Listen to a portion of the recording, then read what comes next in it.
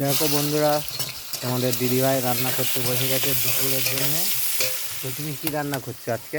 আমি তো আজকে রান্না করছি এই যে কচুর লতি ওয়াও!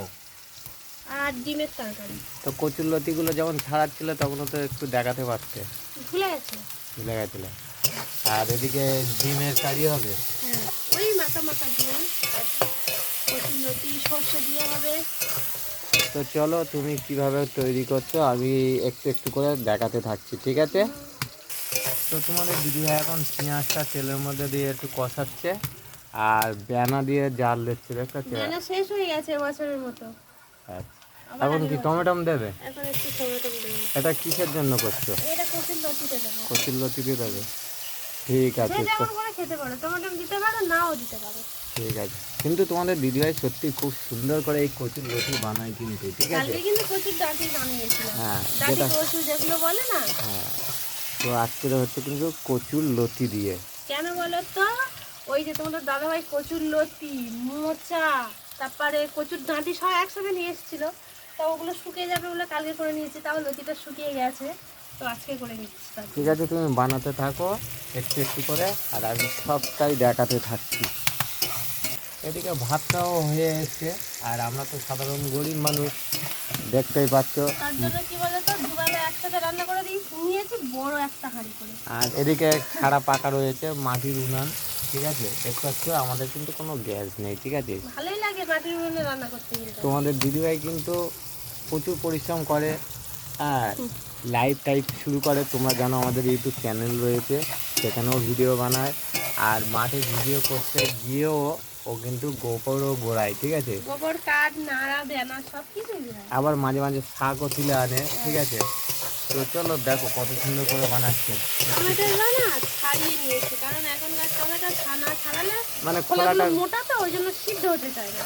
তো দেখো এই তেলে দিয়েছি কি সুন্দর, দেখো ইয়ে হয়ে গেছে, নরম হয়ে গেছে, ঘেটে ঠিক ঘেটে আছে, গেছে। তুমি পাক দিতে থাকো, আর রান্নার এদিকে পাক। এই রসুন আর আদা আদা একসাথে আদা বাটা। রসুন পেস্ট, হ্যাঁ, ঠিক আছে? একসাথে দেওয়া। একসাথে ভাতটা কি হয়ে এসছে? হ্যাঁ, ভাতও হয়ে যাবে, দুটো তরকারিও একসাথে হয়ে যাবে। ঠিক আছে, বানাতে থাকো। তো দেখো কেমনভাবে কষতে দেখো। আর এখন হলুদ গুঁড়ো দিয়ে দিল, একটু হলুদ দেবো, হলুদ গুঁড়ো দিয়ে দিল। তারপরে লঙ্কার গুঁড়ো দিতে হবে। আর দেখো রান্নাটা কোন জায়গায় করছে, দেখো প্লাস্টিকের তিরপল দিয়ে ঘেরা, একদম খোলা জায়গায় রান্না করছে, প্রচণ্ড রোদ পড়ে গো, ঠিক আছে? সেখানে রান্না হয়। তোমার সাথে কথা বলতে বলতে লঙ্কার গুঁড়োটাও দিয়ে দিলাম। লঙ্কার গুঁড়ো দিয়ে দিয়েছে। এবার সর্ষে বাটা দেবো। তো এখন দেবে সর্ষে, ঠিক আছে? সর্ষে বাটা। দেখো এই সর্ষে বাটায় একটু জল দিয়ে নিয়েছি। ঘেমে পুরো তো হয়ে যাচ্ছে দিদিভাই। গরম পড়েছে যে খুব, এই সর্ষে বাটা দিয়ে দিলাম। কালকে তো যখন রান্না করছিল পুরো ঘামে চান হয়ে গেছে, যেমন রান্নার পরে স্নান করতে হয়। পুকুর থেকে যেমন ভিজে আছে, আমার চোখে খুব ঝাঁঝ লাগছে গো। দারুণ ফ্যান বেরোচ্ছে। এটা হয়েছে, দেখো বেবিটা কত সুন্দর। আগেই বলেছি তোমাদের দিদিভাই এই কচুর লতি না যা বানায় না, মানে সত্যি সব কিছু ছেড়ে ওটাই দিয়ে যখন করে, আমি ওটাই দিয়ে বেশি ভাত খাই। তো এখন কি কচুর লতিগুলো দেবে? হ্যাঁ, এবার কচুর লতিগুলো দেবো। চলো, এগুলো কিন্তু আগে থাকতে আমি সিদ্ধ করে রেখেছিলাম। পরের বারে কিন্তু তুমি দেখাবে, ঠিক আছে? কিভাবে করছে। ওদিকে কিভাবে ভাত ছাড়াতে হয়, বাবা, ফুটে উঠেছে, ঠিক আছে? কিভাবে ছাড়াতে হয় তোমাদেরকেও দেখাবো। চলো কষতে থাকো।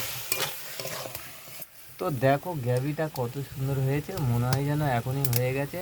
আর এগুলো না, তোমাদের দিদিভাই একটু আগে বলছিল, সত্যিই ওর একটা ধৈর্য আছে। আমি যখন মোচা বলো, কচু বলো, থোঁড় বলো, এই কচুর লতি এগুলো এনে দিই, ও কিন্তু খুব মানে কষ্ট সহকারে কিন্তু এইগুলো বানায়, ঠিক আছে? এগুলো দেখো, এগুলো খাটনি খুব। কাটতে কিন্তু কষ্ট হয়, কিন্তু এটা একটা মানুষ কষ্ট করে এনেছে খাওয়ার জন্য, শুধু আশা হয়েছে। মানুষ কষ্ট করে আনন্দের জন্য নেয়, খুব প্রিয়।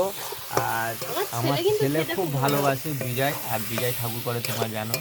দেখো আস্তে আস্তে কত সুন্দর হয়ে আসছে, ঠিক আছে? এটা একটু হালকা জল দিতে হবে, হালকা। শুধু একটু ফোটার মতো। আচ্ছা, তুমি কি তরকারি চিনি দাও?